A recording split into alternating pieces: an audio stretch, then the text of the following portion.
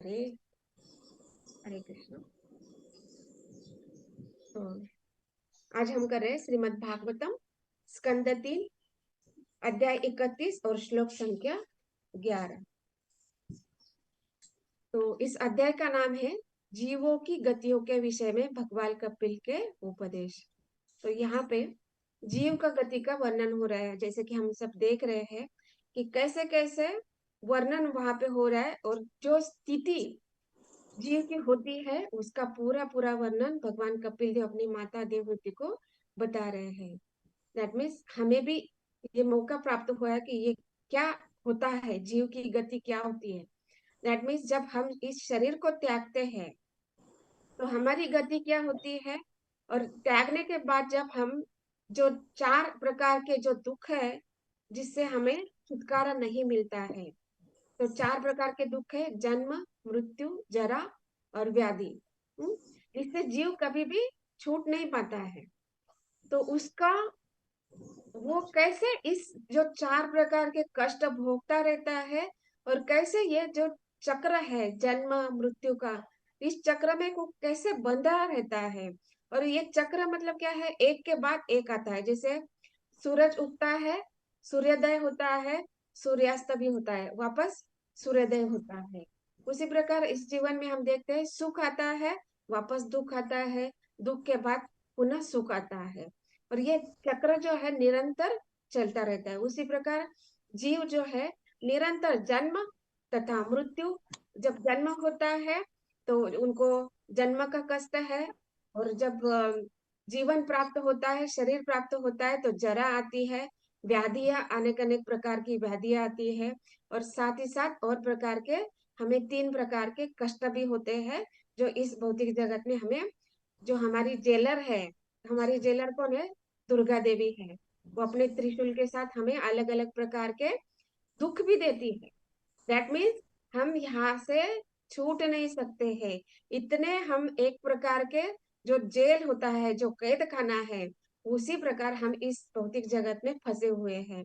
और निकलना भी चाहे तो जेलर के अनेक अनेक ये है, क्या बोलते हैं उनको, अनेक अनेक उनके जेलर के सैनिक भी है। जैसे एक जेलर है तो अलग अलग वहां पे पुलिस भी होती है ना, हमें पकड़ने के लिए। जो अगर कुछ गुनाह हम लोगों ने भागने का प्रयास किया तो हमें क्या करते हैं, पकड़ के लेकर आकर वापस जेलर के सामने खड़ा करते हैं।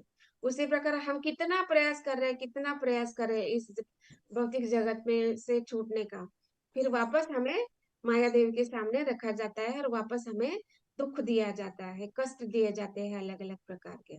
लेकिन यहाँ पे बताया जा रहा है, भगवान कपिल बताते हैं कि इस जेल से, ईद कैद खाने से छूटने का एक मार्ग है, जो खुद माया देवी हमें उससे छुड़ाने का मौका प्रदान करती है। दैट मीन्स वहां पे अगर हम जाना चाहते हैं तो वो जाने का मौका हमें देती है। और वहां पे उनका वो जो माया का जो अधिकार है, वो अधिकार पूरी तरह से समाप्त हो जाता है। वो भी हम देखेंगे इसमें। तो इस प्रकार यहाँ पे बताया गया कि ये जो जीव है, जैसे हम लोगों ने पिछले अध्याय में देखा ना, कि जब मृत्यु होती है तो कितनी कितनी यातनाएं होती है। एक तो इस भौतिक शरीर को हम त्याग देते हैं तो हमें क्या होता है, सूक्ष्म शरीर प्राप्त होता है। और वो सूक्ष्म शरीर जो है कैसा है, वो यातना को सहन करने के लिए शरीर प्राप्त मिलता है। जैसे इस शरीर में अगर हमें कुछ भी यातना दी जाती है तो ये नष्ट हो सकता है। जैसे एक यातना अगर देखेंगे कि एक बड़ी तेल की कढ़ाई है, उसमें हम देखते हैं अगर गलती से कुछ कीट वगैरह गिर जाता है तो तुरंत वो गरम तेल में गिर जाता है, करके वो जल के पूरा खत्म हो जाता है। दैट मीन्स उसका अम, आत्मा चला जाता है, बॉडी भी डिकम्पोज होता है। उसी प्रकार इस जगत में हम देखते हैं मनुष्य का भी जब मृत्यु होता है तो वो ये जब भौतिक शरीर छोड़ के चला जाता है, लेकिन उसका जो सूक्ष्म शरीर या आत्मा के सॉरी उसको यातना भोगने के लिए, दैट मीन्स वो नारकीय हो या स्वर्गीय हो, स्वर्गीय उपभोग करने के लिए अलग शरीर प्रदान किया जाता है, और नारकीय दुख भोगने के लिए अलग प्रकार का शरीर प्रदान किया जाता है। ये हम लोगों ने देखा। तो वो यातना में शरीर कैसा होता है जी, उसको वो शक्ति होती है, वो कितना भी कष्ट से वापस उसको उठ के खड़ा रहना होता है। हाँ, मतलब वो टॉलरेट कर सकता है, ऐसे उसको शरीर प्रदान किया जाता है। जैसे ये जो शरीर है, हम जैसे अभी पृथ्वी पर रहते हैं, भूमि पर रहते हैं, लेकिन इसको अगर हम पानी में रखा जाए, इस शरीर को अगर हम पानी में रखने का प्रयास करेंगे, तो यह शरीर बचेगा क्या? नहीं बचेगा, क्योंकि वो शरीर, ये जो शरीर है, पानी के लिए नहीं बचा है, नहीं बना है। उसी प्रकार एक मछली है जो पानी में रहने वाला जो जीव है, उसको अगर भूमि पर ला दिया, तो वो कितना भी उसको सोने के सिंहासन बिठा दिया, कितने अमृत तुल्य जैसे उनको रस, अलग अलग प्रकार के जूसेस दिए, मिठाइयाँ दिया है, अलग अलग प्रकार के सुख सुविधा दिए हैं, बेड दिया है, मखमल दिया है, लेकिन वो उसके ऊपर वो कभी भी आनंदित नहीं हो पाएगी, क्योंकि उसका जीवन कहाँ पे है, उसको सुख का आनंद कहाँ पे मिलेगा? जब वो पानी में रहेगी। इसी प्रकार हम देखते हैं कि ये भौतिक शरीर जो है, ये कष्टदायक है, और इसके लिए एक अलग अलग प्रकार के शरीर हमें प्राप्त होते रहते हैं। और ये यातना का शरीर ऐसा है ना कि वो एक के बाद एक उसको दुख भोगने ही होते हैं। जैसे हम लोगों ने देखा ना कि वो जो कई कई किलोमीटर योजन का जो अंतर है, वो यातनामय शरीर को कितना टाइम में क्रॉस करना पड़ता है, उसको क्या बोलते हैं, उसको क्रॉस करना है, मतलब पार करना पड़ता है। तो वो कुछ क्षण में, एक या दो क्षण में ही, ज्यादा से ज्यादा 3 क्षण में ही उसको वो जो कई कई योजन जो जगह है, उसको वो पास, मतलब पार करना पड़ता है। तो इस प्रकार हम देखते हैं कि अलग अलग प्रकार के शरीर हमें प्राप्त होते हैं। और ये शरीर मिलने का कारण क्या है? हमारा कर्म, हमारा गुण, और हम जिस गुण में कार्य करते हैं, दैट मीन्स वो स्वभाव, इसके कारण हमें अलग अलग प्रकार के शरीर प्राप्त होते रहते हैं। और जैसे ये सारा मृत्यु के बाद, जैसे हम देखते हैं ना कि जन्म के बाद, मृत्यु के बाद क्या होने वाला है? जन्म निश्चित है, ये भगवान ने भगवत गीता में बताया है। कि मृत्यु है तो जन्म है, और जन्म है तो मृत्यु होने ही वाली है। और ऐसे हम लोगों ने देखा पिछले अध्याय में कि मृत्यु हो जाती है तो उसके कर्म के अनुसार, स्वभाव के अनुसार उनको पुनः अलग अलग प्रकार का शरीर प्राप्त होता है। तो इस प्रकार हम देख रहे हैं कि अभी इस श्लोक में ये बताया जाता है कि जब मनुष्य जीवन का शरीर उसको प्राप्त होने वाला है, और उसको क्या क्या यातनाएं भोगनी पड़ती है, क्योंकि वो गर्भ में कैसे है, जो माता का उदर है, उसमें वो उसको रखा जाता है, और कितने महीने के लिए? 9 महीने के लिए रखा जाता है। और क्या क्या परिस्थिति है, ये हम लोगों ने सबने वहां पे सुना है। तो यहाँ पे और एक बात बताई जा रही है कि ये जो गर्भ में रखने की जो अवस्था है, वो कैसी है? भयभीत अवस्था है। भयभीत मतलब वो हमेशा डरा हुआ है। दैट मीन्स वो ऐसा डरा हुआ क्यों रहता है? क्योंकि उसने वो पहले सब जो अपने कर्म स्वभाव के अनुसार बहुत बहुत यमराज के दूतों द्वारा बहुत यातना उसने भोगी है, कष्ट देखा है उसको, इसलिए वो हमेशा भयभीत रहता है। ऊपर से और एक बात बताया गया कि यहाँ पे ये जो गर्भ है वहां पे रखा गया है, तो उसकी परिस्थिति क्या है उसको हम समझेंगे कि ये जो जीव है, इसकी अवस्था भयभीत इसलिए है क्योंकि उसको भौतिक जो अवयव है वो कैसे है? 7 आवरणों से बना हुआ है। दैट मीन्स हम लोगों ने देखा ना पिछले अध्याय में, कि वो कितना, देखिए अभी हम लोग कहाँ से देखा इसको, तो श्लोक संख्या 2 से हम लोगों ने शुरू हुआ कि पहले शुक्राणु और रज मिलते हैं, फिर उसमें बाद में क्या होता है, 5वीं रात में वो बुलबुले का स्वरूप धारण करता है, फिर वो बढ़कर कैसे धीरे धीरे एक मांस के अंडे जैसा बन जाता है। उसके बाद 1 महीने के भीतर क्या होता था, सिर बन जाता है।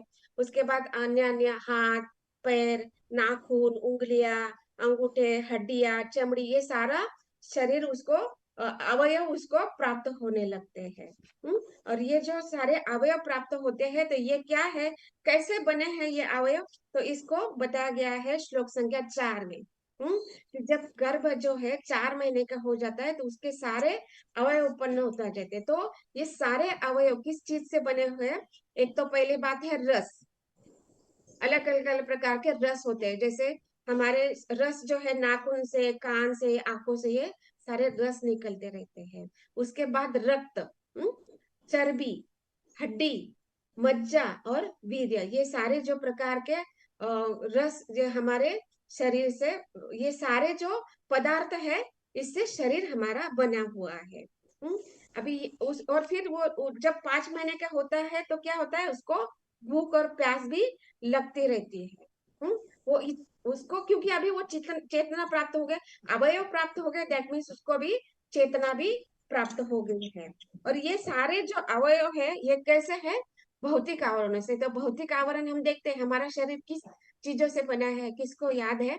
हमारा शरीर कुछ अवयव से, तत्वों से बना है। तो मुख्य तत्व कौन से हैं, याद है किसी को? वाटर, फायर, earth, ether, अर्थ, air.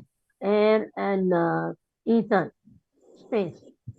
ये तो जैसे कि हम देखते हैं, ये पांच मूलभूत तत्व है, जैसे पृथ्वी, जल, अग्नि, वायु और आकाश। ये 5 तत्वों से बना है, करेक्ट?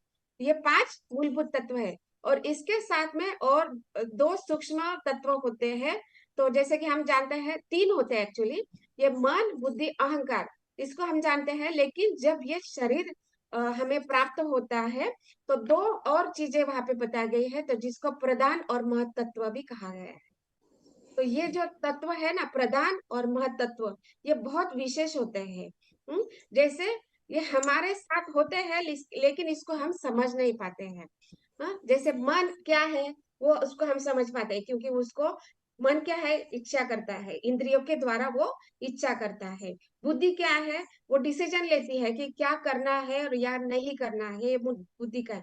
लेकिन और तीसरा है जो अहंकार है। अहंकार क्या मतलब, मैं हूँ, ये मेरा पद है, ये मेरा शरीर है, मेरा पद, मतलब मैं और मेरा, ये क्या है, अहंकार का स्वभाव है।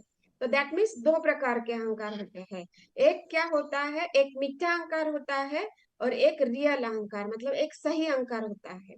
तो मिथ्या अहंकार क्या होता है, कि मैं हूँ, ये मेरा शरीर है, और ये मेरा परिवार है, ये मैं हूँ, ये मैंने किया, ये जो होता है इस भौतिक जगत में, जो अहंकार को हम देखते हैं, वो मिथ्या अहंकार है।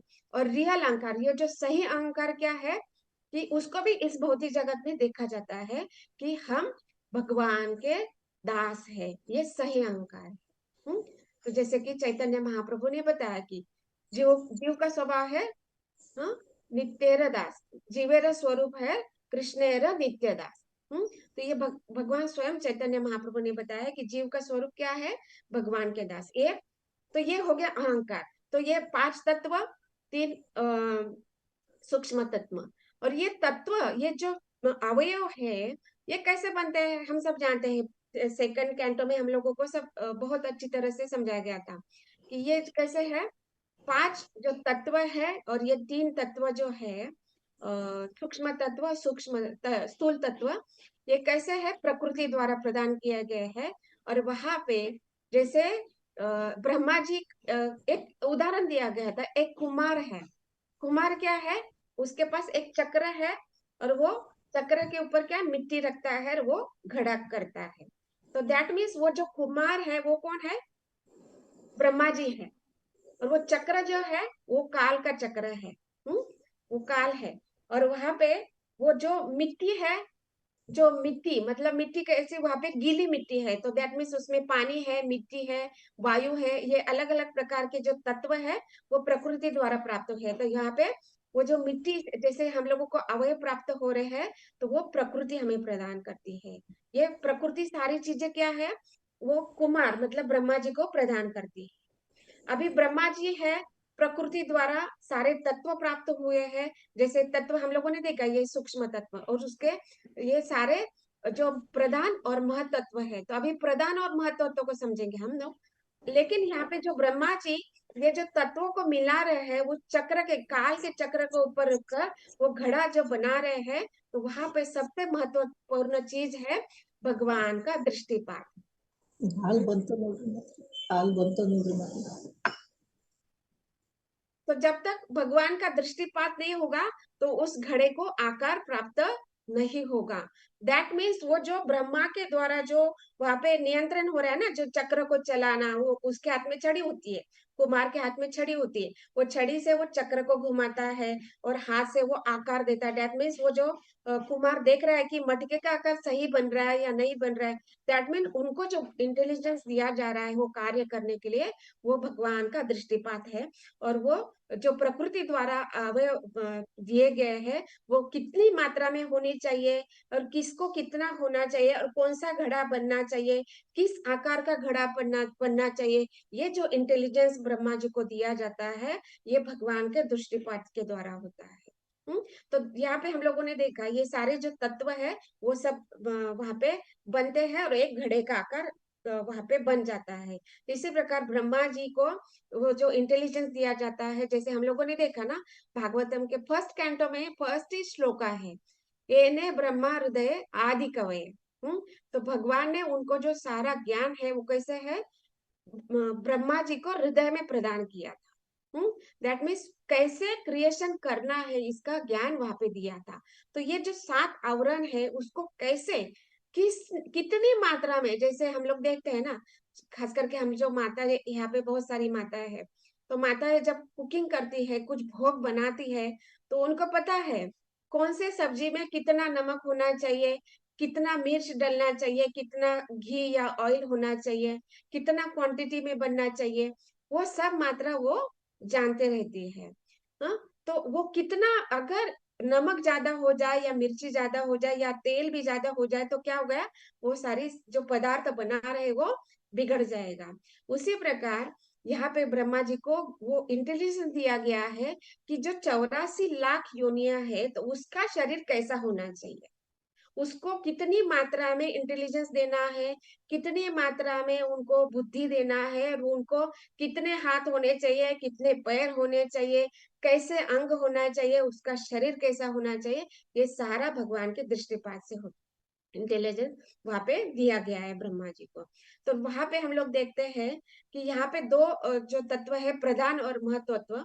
तो ये जो प्रधान कहे गए हैं ना, तो जब ब्रह्मा जी क्रिएशन करने से पहले, अभी ब्रह्मा जी को हम लोग जानते हैं कैसे ब्रह्मा जी का क्रिएशन हुआ है, कि गर्भोदक शाही, सॉरी, जब शिरोदक शाही, नहीं, महाविष्णु कारणोदकशाही जब वहां पे जल में लेटे हैं, शेषशाही शैया पर लेटे हुए हैं, कारणोदकशाही जो विष्णु है, जिनको महाविष्णु भी कहा गया है, वो इच्छा करते हैं कि ये जो जीव है यहाँ पे भौतिक जगत पे फंसे हुए हैं, मतलब वहां पे हम लोगों ने देखते हैं ना, एक बड़ा सा आध्यात्मिक जगत है और एक छोटा सा काला डॉट है। दैट मीन्स वो एक डस्टबिन के समान है, वहां पे जो जीव है उनको शरीर देना है, तो ये इच्छा भगवान करते हैं। दैट मीन्स भगवान नहीं चाहते कि वो जीव वहां पे आए, वापस भगवत धाम उनको लेके आना है। तो वहां पे भगवान कारणोदक्षय, पहले तो भगवान वासुदेव इच्छा करते हैं कि ये जीवों को हमें वापस भगवत धाम में लेके आना है। तो भगवान क्या करते हैं, अपने 3 पुरुष अवतार को क्रिएशन करते हैं। तो सबसे पहले वहां पे महाविष्णु, दैट मीन्स कारणोदक्षय को रूप में प्रकट होते हैं, विस्तारित करते हैं अपने आप को। तो कारणोदक्षाई विष्णु, मतलब वहां पे कारणोदक्षाई प्रकट हो जाते हैं, अपने आप को विस्तारित कर लेते हैं भगवान, और वहां पे वो इच्छा करते हैं कि अभी क्रिएशन करना है। तो वो अपने नाभि कमल से एक कमल को निकालते हैं और उसमें ब्रह्मा जी का प्राकट्य होता है। अभी इसके पूर्व जब महाविष्णु वहां पे लेटे हैं, अपने योग निद्रा में जब लेटे हैं, तो उनके उदर में सारे जीव, सारी शक्तियां, सारे तत्व वहां पे उपस्थित होते हैं भगवान महाविष्णु के गर्भ में। और वहां पे तत्व, ये सारे जो हम 24 तत्व या 16 तत्व हम लोग जिसको जानते हैं, वहां पे वो तत्व 16 तत्व, काल, कर्म, स्वभाव, गुण, जीव और ये सारे एक साथ वहां पे, और भगवान की सारी जो शक्तियां हैं, दैट मीन्स हम लोग जो 3 शक्तियां जानते हैं, कौन सी है, अंतरंगा शक्ति, बहिरंगा शक्ति और तटस्थ शक्ति। तो अंतरंगा शक्ति तो स्वयं राधा रानी है, और बहिरंगा शक्ति है जो माया देवी है, और तटस्थ शक्ति है दैट मीन्स जीव तत्व। जीव को तटस्थ कहा गया। तो 16 तत्व, ये सारी शक्तियां और ये सारे महाविष्णु के अंदर समाये हुए रहते हैं। लेकिन जब वो इच्छा करते हैं तो वो ब्रह्मा जी के साथ में उस कमल में ये सारे जीव वहां पे प्रकट होते हैं। तो सबसे बड़ा स्पार्क जो होता है, जैसे हम लोग देखते हैं ना, कमल में छोटा एक अंदर में एक बहुत मुलायम सेक्शन होता है जिसमें पीला कलर होता है और वहां पे छोटे छोटे कण होते हैं। और ऐसे हम लोगों ने देखा होगा ना, मतलब जैसे कोई भी फूल है तो अंदर में एक वहां पे एक छोटा सा मुलायम एरिया होता है, वहां पे छोटे छोटे डॉट होते हैं। तो वो उसमें एक सबसे बड़ा डॉट है, तो वो कौन है? भगवान ब्रह्मा जी है। और बाकी सारे वहां पे जीव आते हैं। जब भगवान के नाभि कमल में से फूल आता है तो वहां पे भगवान के साथ सारे जीव आते हैं। और भगवान को वहां पे बताया जाता है कि आपको, ब्रह्मा जी को बताते हैं भगवान महाविष्णु कि आपको अभी क्रिएशन करना है। तो इससे पहले जब वो महाविष्णु के शरीर में ये सारे गुण कैसे होते हैं? 3 गुण हम जानते हैं, कौन थे? सतोगुण, रजोगुण और तमोगुण। ये सारे गुण होते हैं ना, तो वो क्या होते हैं? और ये सारे तत्व, ये सारे वहां पे होते हैं, लेकिन वहां पे दिखते नहीं है, मतलब वहां पे कोई हलचल नहीं है, सारे समान अवस्था में है। तो अगर इसको एक उदाहरण पे तौर पे अगर बताया जाए तो हम लोग सब जानते हैं कॉर्न सूप जब हम पीते हैं, हाँ, कॉर्न सूप है तो उसमें सारे इंग्रेडिएंट्स है, राइट? तो किससे किस चीज से बना है? जैसे कॉर्न है, हम लोग कभी मिर्ची डालते हैं, ब्लैक पेपर होता है, और कॉर्न का पाउडर भी कभी कभी यूज किया जाता है। तो ये नमक होता है, कभी शुगर भी हम लोग यूज करते हैं। तो ये सारे धनिया पत्ता हम डालते हैं, ब्लैक पेपर डालते हैं। तो यहाँ सारे इंग्रेडिएंट है, एक बॉल में हम लोग उसको लेते हैं और थोड़े टाइम के लिए ऐसे उसको रखा जाता है। तो उसके ऊपर क्या होता है? एक लेयर बन जाता है, राइट?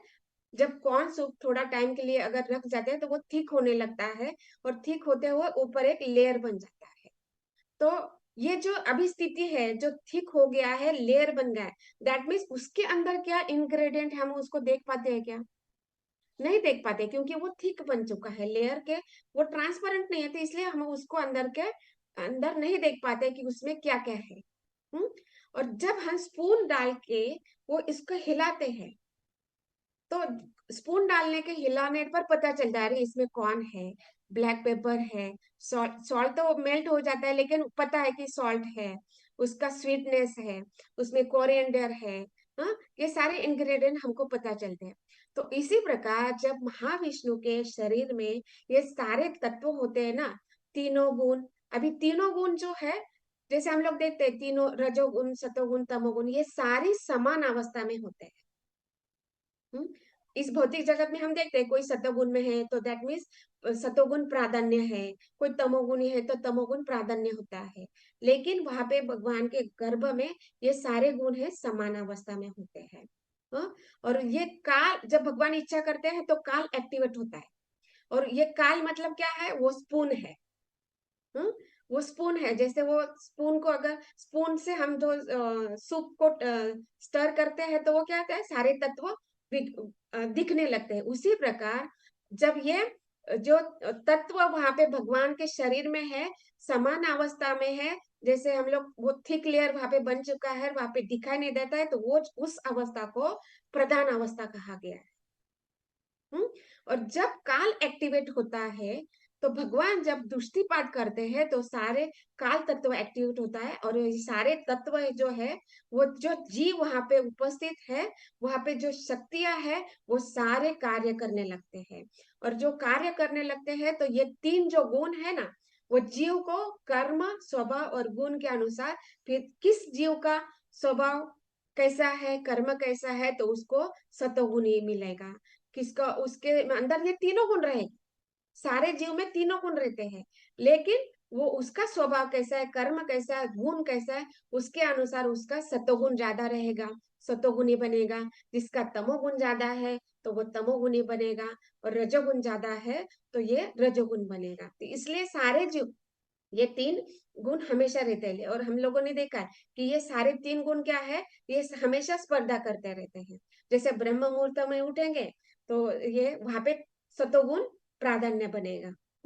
जैसे जैसे शाम होने लगती है तो तमोगुण प्राधान्य बनता है, और दोपहर में रजोगुण होता है। और दोपहर में भी वो रजोगुण को हम सतोगुण बना सकते हैं। कैसे?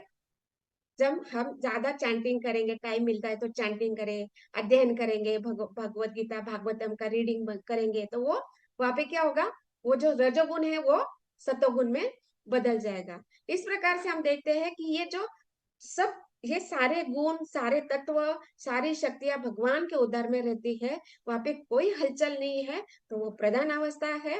और जब भगवान दृष्टिपात करते हैं, दैट मीन्स दृष्टिपात के द्वारा काल तत्व पहले एक्टिवेट होता है, फिर वो सारे जीवों को तत्व डिस्ट्रीब्यूट करता है। तो वहां पे हलचल पैदा होती है, क्रियाएं करने लगती है, सारी शक्तियां क्रिया करने लगती है। दैट मीन्स वो सूप को हम लोगों ने स्पून के द्वारा स्टर किया है। तो काल तत्व स्पून के समान है, वो स्टर होता है तो सारे तत्व एक्टिवेट होते हैं, और इस प्रकार सारे जीव वहां पे आ जाते हैं। और ये सारे जो जीव है उनको स्वभाव गुण के कारण हमें वहां पे अलग अलग शरीर वहां पे प्राप्त होते हैं। और ये सारे ब्रह्मा जी को ज्ञान भगवान ने दिया है कि किसको, किसके, किस जीव को किस स्वभाव के अनुसार, किस गुण के अनुसार और कैसे कर्म किए हैं, पिछले पूर्व जन्म के कारण कैसे कर्म किए हैं, उसके अनुसार भगवान ब्रह्मा वहां पे घड़ा बनाते हैं। दैट मीन्स 84 लाख योनियां वहां पे भगवान ब्रह्मा वहां पे क्रिएट करते हैं। हम्म? तो जिसलिए यहाँ पे मैं भगवान ब्रह्मा प्रयोग कर रही हूँ, मतलब ब्रह्मा जी को भी भगवान मैं कह रही हूँ, इसलिए क्योंकि जिस प्रकार से भगवान क्रिएशन करते हैं, ये सारा भगवान का क्रिएशन ब्रह्मा जी को पहले भगवान ने दिखाया, और उसी प्रकार अब ब्रह्मा जी क्रिएशन कर रहे हैं, इसलिए उनको भगवान भी कहा जाता है, क्योंकि टिकटॉक कॉपी वहां पे भगवान ब्रह्मा जी करने वाले हैं, इसलिए उनको भी ब्रह्मा शब्द हम कह सकते हैं, भगवान ब्रह्मा हम कह सकते हैं। तो ब्रह्मा जी इस प्रकार सारे 84 लाख योनियों को इस 7 आवरणों, तो यहाँ पे 5 मूलभूत तत्व, प्रधान तत्व, महत तत्व, मन बुद्धि अहंकार आत्मा परमात्मा ज्ञानेन्द्रिय कर्मेंद्रिय, ये सारे प्रदान करते हैं, और जीव के अनुसार सारे विशेष शरीर प्रदान करते हैं। अभी सोचिए, हम लोग बोलते हैं कि केवल 84 लाख योनिया है, मतलब 84 लाख योनिया भी बहुत है, काफी है। हाँ? और हम एक एक योनियों से घूम के आने के बाद मनुष्य जीवन हमें प्राप्त होता है। और चौरा एक ही योनि में कितने करोड़ करोड़ जीव होते हैं। अभी ब्रह्मा जी का कार्य देखिए, कितना बड़ा कार्य है, मतलब ह्यूमन बीइंग है, हम लोगों की पॉपुलेशन, भारत की पॉपुलेशन है कुछ कितना करोड़ पॉपुलेशन है, तो इतना ह्यूमन पॉपुलेशन केवल भारत में है, और पूरा पृथ्वी पर ह्यूमन बीइंग का कितना पॉपुलेशन है। हाँ? ये तो ह्यूमन का हो गया, मनुष्य जीवन का। मनुष्य जीवन के भी 4 लाख योनियां है। 4 लाख योनियां, जिसमें हम कुछ 10-15 में जानते होंगे, जैसे देवी है, भूत प्रेत है, किन्नर है, ये सारे जो कुछ चारण है, विद्याधर है, ये सारे मनुष्य इसमें आते हैं। तो सारे 4 लाख भी हम जानते नहीं है। तो ब्रह्मा जी का कार्य सोचिए, कितना बड़ा कार्य है, और कितना उनको कितने घड़े बनाने पड़ते हैं उनको। हम बोलने के लिए बोलते हैं 84 लाख योनि, लेकिन एक ही योनि में कितने करोड़ करोड़ जीव है। दैट मीन्स उनका कार्य कितना बड़ा है, इसलिए उनको ब्रह्मा हम शब्द प्रयुक्त कर सकते हैं। तो इस प्रकार ये सारे जो 7 आवरण है, ये सारे तत्व है, शक्तियां है, कर्मेंद्रिय ज्ञानेन्द्रिय, ये हमें प्राप्त होते हैं। अभी और एक सिचुएशन यहाँ पे क्या हुआ है, इन भौतिक अवयव कैसे है, 7 आवरणों से बंधा हुआ जीव, और ये जीव कैसा है, अभी बंधा हुआ है। और वो किस अवस्था में, अगर अभी मैं आपको एक प्रश्न पूछना चाहूँ कि आप लोग यात्रा कर रहे हो, यात्रा कर रहे हो, जैसे फ्लाइट में यात्रा कर रहे हो, तो फ्लाइट कैंसिल हो जाती है किस कारणवश, तो आपको एक रूम दिया जाता है। हम्म? और उस रूम में आपको रहने के लिए मौका दिया जाता है, और कहा जाता है कि आपको अकेले वहां पे रहना है। हम्म? आपको वहां पे पानी, अन्न, जो भी आपकी सुविधा है वो सब दी जाएगी। लेकिन वहां पे एक कंडीशन है कि उस रूम में टॉयलेट या बाथरूम नहीं है, तो आप कितने टाइम रहोगे वहां पे? कौन बताएगा, कितना टाइम रखोगे आप वहां पे?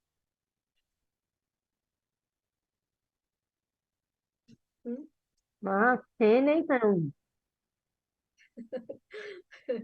और योगी ने माता जी? जब तक पेट नहीं दर्द होता है। अरे बोल, दैट जब मीन्स तक नेचर सॉल्व। तो देखिए, आपको वहां पे खाना दिया जा रहा है, पानी दिया जा रहा है, लेकिन वहां पे टॉयलेट बाथरूम नहीं। ठीक है, आपने बोला कि जब तक नेचर कॉल नहीं आता है तब तक आप रहोगे। उसके ऊपर आपको और एक कंडीशन वहां पे दिया है। आपको तो गद्दा तो दिया है, लेकिन वहां पे खटमल है, वहां पे चूहे हैं, वहां पे कॉकरोचेस है, वहां पे मच्छर है, और जो जो जीव हमें काटते हैं वो सारे जीव वहां पे है। तो इस स्थिति में आप रहना चाहोगे? कोई भी नहीं रहना चाहेगा। ऊपर से और एक कंडीशन है कि आपको वहां पे हाथ पैर भी बांध के रखे हैं, आप हिल डुल नहीं सकते। तो कौन रहना चाहेगा वहां? कोई है जहाँ पे वो ऐसे परिस्थिति में रहना चाहेगा? नहीं रहना चाहेगा। और यही परिस्थिति हमें कहाँ पर प्राप्त होती है? गर्भ में। जब जीव गर्भ में आता है ना, हम्म तो वहां पे जैसे हम लोगों ने देखा ना, वहां पे कीट जो होते हैं, छोटे छोटे जंतु वहां पे हमें काटते रहते हैं, और हमारे हाथ पैर बंधे हैं, मतलब हमको हाथ ऐसे खोल भी नहीं सकते। क्योंकि वहां पे इतनी जगह ही नहीं है। करेक्ट। गर्भ में वहां पे वो जो जीव है वो कैसे धनुष आकार ऐसे मुड़ा हुआ है। हाथ पैर बंधे हुए हैं, वो खोल नहीं सकता। जो माँ खाती है वही हमें खाना होता है। जैसे वो तीखा खाएगी तो तीखा खाना पड़ेगा। वहां पे आपके पास कोई चॉइस नहीं है कि नहीं मुझे तीखा नहीं चाहिए, अभी मुझे मीठा दे दो। आपके पास कोई चॉइस नहीं है वहां पे। जो माँ खाने वाली है वही आपको खाना है। ऊपर से जो आप वहां पे यूरिन टॉयलेट वगैरह कर रहे हैं वो भी आपको उसी रस में मिलाकर ही होता है। तो कभी कभी देखते हैं ना, जब बच्चा होने वाला है, तो वहां पे हम देखते हैं कि कभी कभी बच्चा पॉटी भी वहां पे यूरिन भी हो जाती है। हम्म तो देखिए कैसी परिस्थिति है। हम्म तो इसलिए इस परिस्थिति से वो बंधा हुआ है, कुछ नहीं कर सकता है। इसलिए वो जीव पहले तो पूर्व कर्म में हम लोगों ने देखा कि वो जब मनुष्य जीवन में जो था, उसका शारीरिक यातनाएं यमराज के दूतों द्वारा बहुत कष्ट दिया गया था। और वापस यहाँ पे 9 महीने। अभी सोचिए, ये मनुष्य के लिए 9 महीने है। हाथी के अगर जन्म में जाते हैं वहां पे 18 महीने का गर्भ होता है। तो सोचिए, तो एक एक योनि में जाते हैं तो एक एक योनि के। और अभी देखिए वहां पे ट्विन है तो बात अलग है। कुत्ते बिल्ली के गर्भ में जाएंगे तो वहां पे तो कितने सारे होते हैं एक साथ।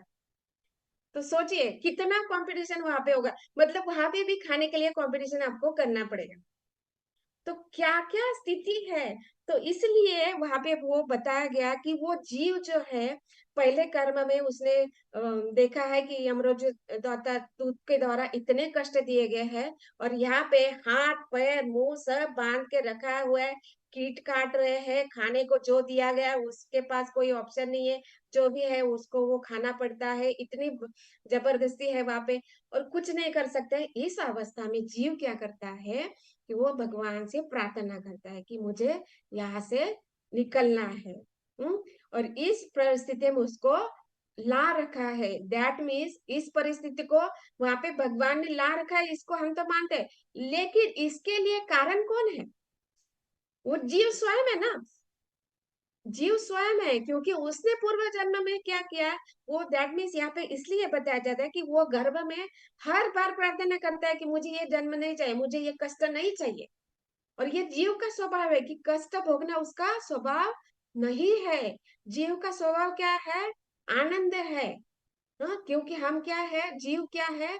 भगवान के सच्चिदानंद भगवान के एक अंश है।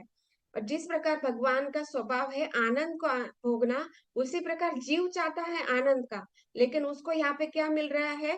पूर्व जन्म में भी कष्ट मिला, इस जन्म में माँ के हृदय गर्भ में हमें कष्ट मिल रहा है, और वापस बाहर आके भी कष्ट मिलने ही वाला है, उसको पता है। लेकिन वो गर्भ में रहते हुए बहुत प्रार्थना करता है। लेकिन यहाँ पे लास्ट इसमें बताया गया, प्रभुपाद जी यहाँ पे तात्पर्य में बहुत सुंदर बताते हैं। क्या बताते हैं?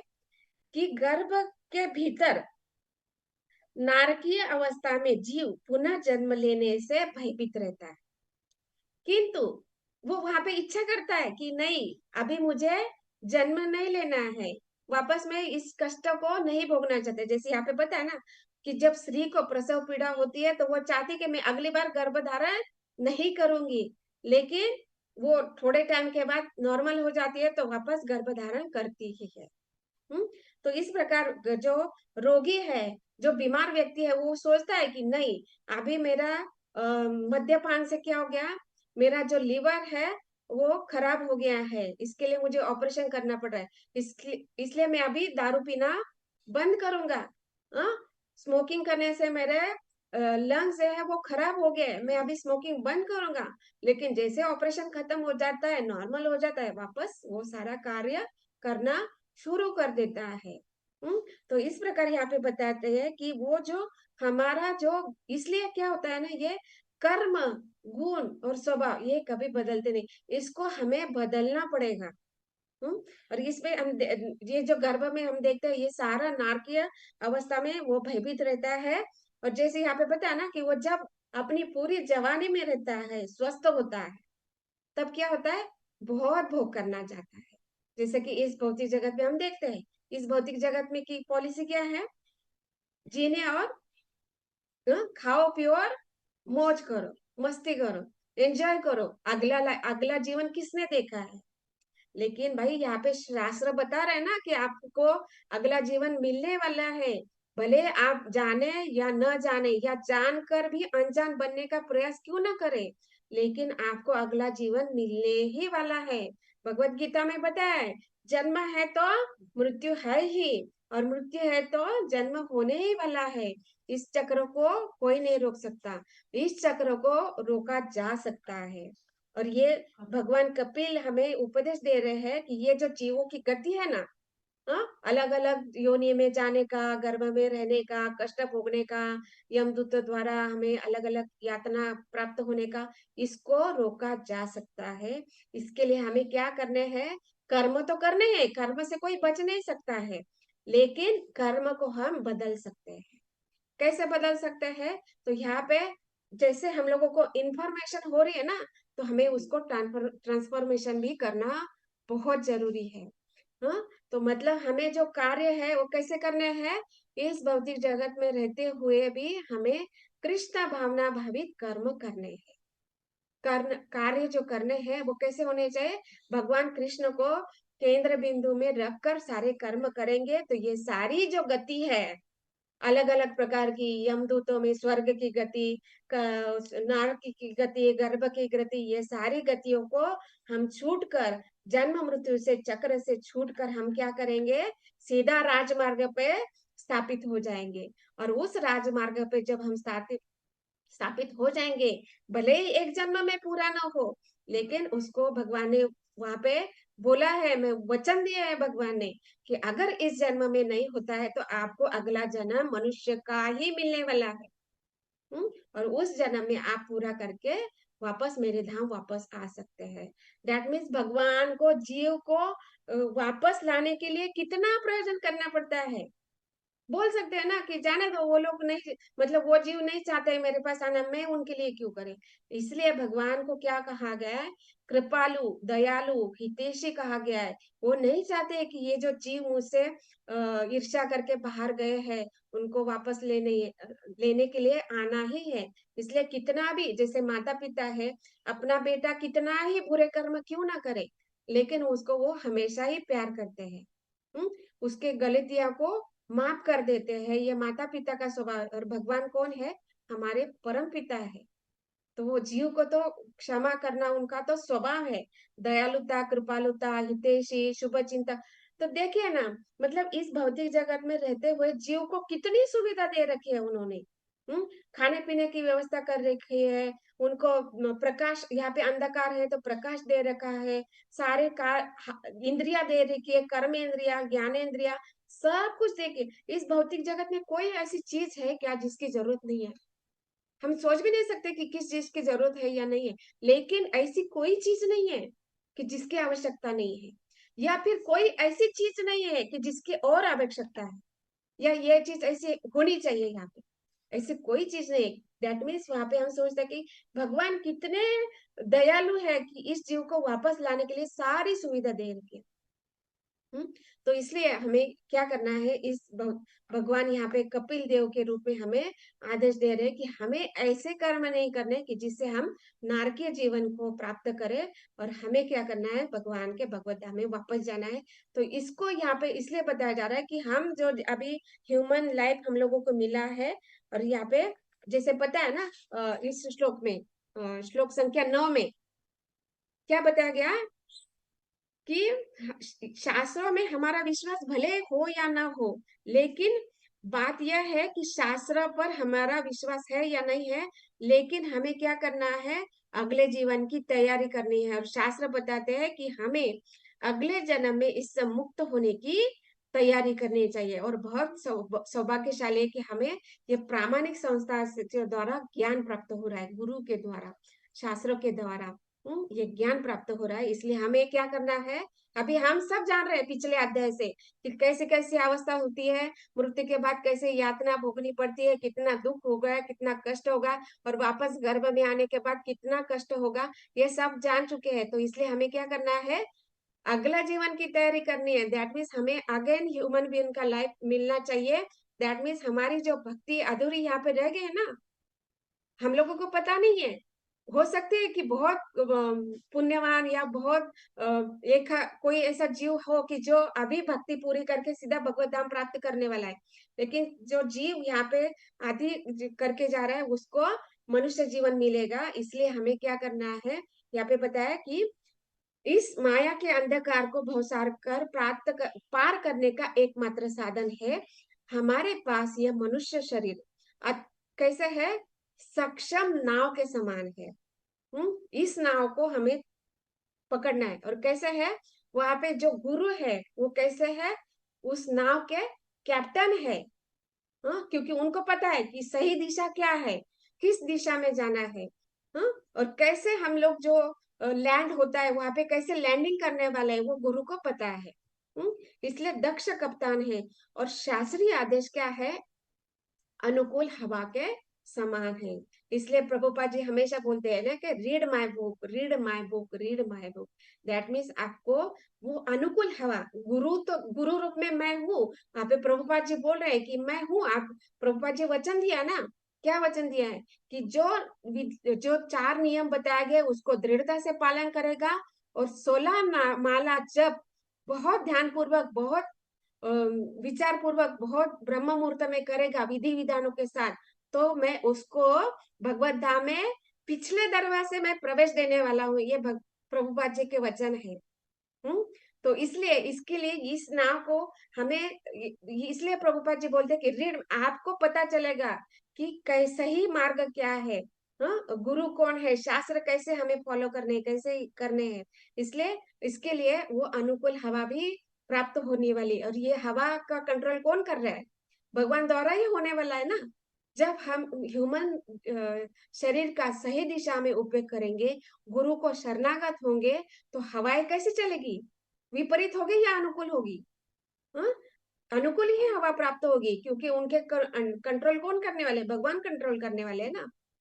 जब गुरु को शरणागत होंगे, ह्यूमन शरीर का हम सही सही उपयोग विधि विधानों का आदेश का पालन करके कार्य करेंगे।